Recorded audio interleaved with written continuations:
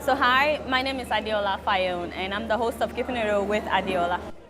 It's a political show on African politics. Politics affects every single aspect of our lives. And whenever I hear people say that, oh, what do women know about politics? Women are not really, I look at them like just wishing I can like shake them or something. Like, what do you mean women don't know about politics? What do we do every day as women?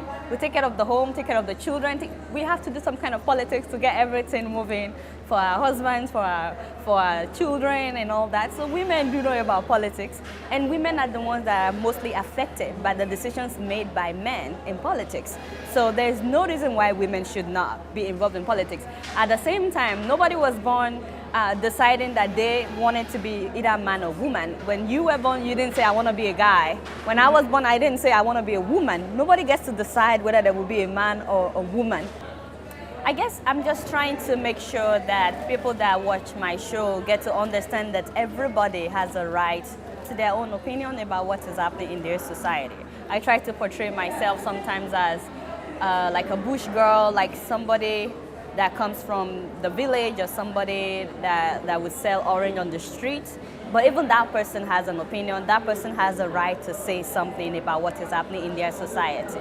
So what I try to portray with my show is just for people to know that they all have a say in what's going on in their country. So why am I here? I guess because I am an artist. I am a journalist by training, but I try to add some kind of acting or monologue into my news production and try to make it funny. I guess that makes me an artist, a satirist. So I believe that's one of the reasons why I was invited to come, and also because I've been invited to partake on a panel that will be focusing on satire in African politics. So do I think that the Nigerian government is doing enough to support culture, art in Nigeria? I don't think so, but we're doing better than we were a few years ago. But we still have a long way to go. Actually, I like to take that back. I believe that there was a time that we really invested in developing our culture, like maybe in the 60s, the 70s, and so on.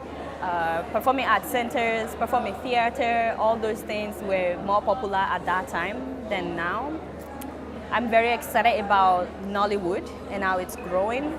And the previous government supported it in some ways, but I still believe we have a long way to go in terms of quality, not just quantity. What I find fascinating about African literature is the fact that I can always identify with what I'm reading about. I mean, I read novels from outside Africa, and they're great. I enjoy them.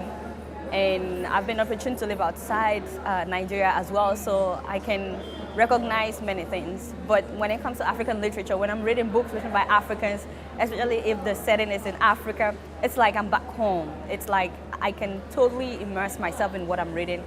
I can identify with every single thing talked about, especially when it has to do with culture. When they're talking about culture in the books, I can always understand. I so much appreciate African literature because of that. It's like a safe haven for me, even when I'm not home and when I'm not in Nigeria and I'm reading an African book.